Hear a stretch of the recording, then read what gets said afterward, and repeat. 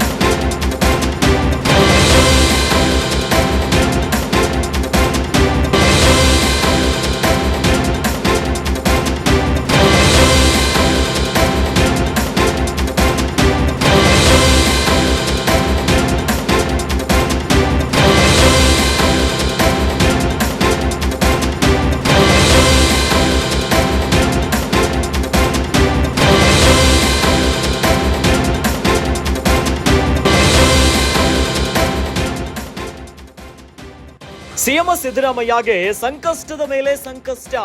ಸಿದ್ದರಾಮಯ್ಯ ವಿರುದ್ಧ ಬಿಜೆಪಿಯಿಂದ ದೂರುಗಳ ಸರಮಾಲೆಯನ್ನೇ ಮಾಡ್ತಾ ಇದೆ. ಉಡಾ ಕೇಸ್ ಬೆನ್ನಲ್ಲೇ ಸಿಎಂ ವಿರುದ್ಧ ಮತ್ತೊಂದು ಕಂಪ್ಲೇಂಟ್. ಈಗ ಸಿಎಂ ವಿರುದ್ಧ 68 ಕೋಟಿ ರೂಪಾಯಿ ವಂಚನೆಯ ಆರೋಪ ಕೇಳಿ ಬರ್ತಾ ಇದೆ. ಜನಪ್ರತಿನಿಧಿಗಳ ಕೋರ್ಟ್ಗೆ ಬಿಜೆಪಿಯಿಂದ ದೂರು ದಾಖಲಾಗಿದೆ. ಸರ್ಕಾರದ ಸಾಧನೆಗಳ ಪ್ರಚಾರಕ್ಕೆ ಬಿಬಿಎಂಪಿ ಬಸ್ ನಿಲ್ದಾಣಗಳ ಬಳಕೆಯಾಗಿದೆ.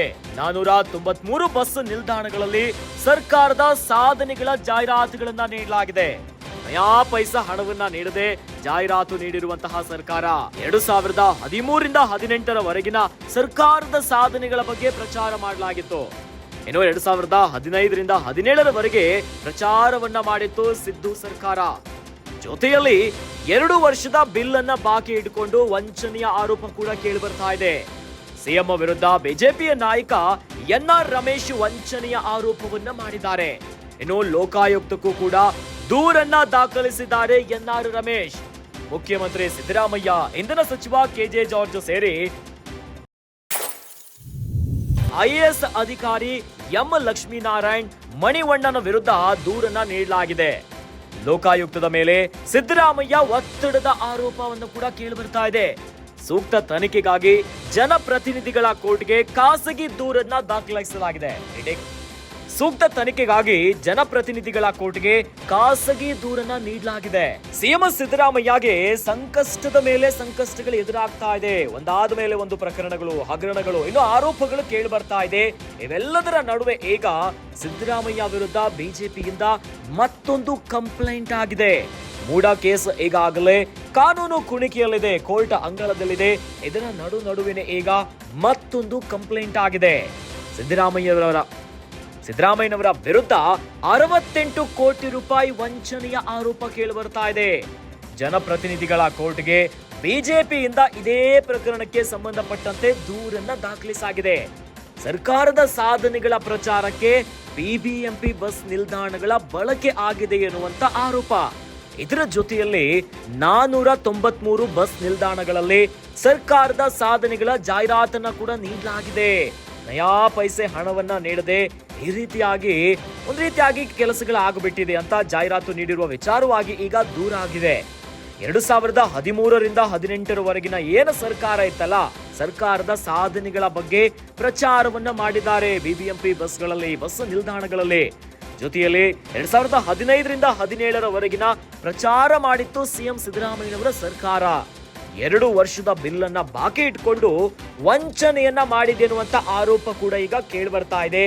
ಹೀಗಾಗಿ ಸಿಎಂ ವಿರುದ್ಧ ಬಿಜೆಪಿಯ ನಾಯಕರಾಗಿರುವಂತಹ ಎನ್ಆರ್ ರಮೇಶ್ ವಂಚನೆಯ ಆರೋಪವನ್ನ ಮಾಡಿದ್ದಾರೆ. ಇನ್ನು ಎನ್ಆರ್ ರಮೇಶ್ ಅವರು ಲೋಕಾಯುಕ್ತಕ್ಕೂ ಕೂಡ ದೂರನ್ನ ದಾಖಲಿಸಿದ್ದಾರೆ. ಮುಖ್ಯಮಂತ್ರಿ ಸಿದ್ದರಾಮಯ್ಯನವರು, ಇಂಧನ ಸಚಿವ ಕೆಜೆ ಜಾರ್ಜ್ ಸೇರಿ ಐಎಎಸ್ ಅಧಿಕಾರಿ ಎಂ ಲಕ್ಷ್ಮೀನಾರಾಯಣ್ ಜೊತೆಯಲ್ಲಿ ಮಣಿವಣ್ಣನ ವಿರುದ್ಧ ದೂರನ್ನ ನೀಡಲಾಗಿದೆ. ಇನ್ನು ಲೋಕಾಯುಕ್ತದ ಮೇಲೆ ಸಿಎಂ ಸಿದ್ದರಾಮಯ್ಯನವರು ಒತ್ತಡ ಹಾಕ್ತಿದ್ದಾರೆ ಅನ್ನುವಂತ ಆರೋಪ ಕೂಡ ಇದೆ. ಹೀಗಾಗಿ ಇವೆಲ್ಲ ಪ್ರಕರಣಗಳ ಏನೇನು ವಿಚಾರಗಳನ್ನ ಉಲ್ಲೇಖ ಮಾಡಿದ್ದಾರೆ, ಸೂಕ್ತ ತನಿಖೆಗಾಗಿ ಜನಪ್ರತಿನಿಧಿಗಳ ಕೋರ್ಟ್ಗೆ ಖಾಸಗಿ ದೂರನ್ನ ನೀಡಲಾಗಿದೆ. ಈ ಮೂಲಕ ಸಿಎಂ ಸಿದ್ದರಾಮಯ್ಯನವರಿಗೆ ಒಂದಾದ ಮೇಲೆ ಒಂದು ಕಾನೂನು ಕುಣಿಕೆಗಳು ಶುರು ಆಗ್ತಾ ಇದೆ. ಇನ್ನು ಸಾಲು ಸಾಲು ಆರೋಪಗಳು ಕೇಳಿ ಬರ್ತಾ ಇದೆ. ಈ ರೀತಿಯಾಗಿ ನಯಾ ಪೈಸವನ್ನ ಕೊಡದೆ ಸರ್ಕಾರದ ಬಸ್ಗಳಿರ್ಬೋದು, ಬಸ್ ನಿಲ್ದಾಣಗಳು ಎಲ್ಲವನ್ನ ಬಳಕೆ ಮಾಡ್ತಿದ್ದಾರೆ ಅಂತ ಆರೋಪವನ್ನ ಮಾಡಲಾಗಿದೆ. ಹೀಗಾಗಿ ಹೆಚ್ಚಿನ ಸೂಕ್ತ ತನಿಖೆ ಆಗಬೇಕು, ಕ್ರಮವನ್ನ ಕೈಗೊಳ್ಳಬೇಕು ಅಂತ ಖಾಸಗಿ ದೂರನ್ನ ಕೊಟ್ಟಿದ್ದಾರೆ ಜನಪ್ರತಿನಿಧಿಗಳ ನ್ಯಾಯಾಲಯಕ್ಕೆ. ಮುಂದೆ ಈ ಪ್ರಕರಣ ಯಾವ ತಿರುವನ್ನ ಕಂಡುಕೊಳ್ಳುತ್ತೆ? ಈಗಾಗಲೇ ಮುಡಾ ಸಂಕಷ್ಟದಲ್ಲೇ ಸಿಎಂ ಸಿದ್ದರಾಮಯ್ಯನವರ ಕುರ್ಚಿನೇ ಗಡಗಡ ಅಂತ ಇದೆ. ಇದರ ನಡುವೆ ಈಗ ಮತ್ತೊಂದು ದೂರು ಕೂಡ ದಾಖಲಾಗ್ಬಿಟ್ಟಿದೆ. ಮುಂದೆ ಕಾನೂನು ಕುಣಿಕೆ ಯಾವ ರೀತಿ ಆಗಿರುತ್ತೆ ಕಾದ್ ನೋಡಬೇಕು.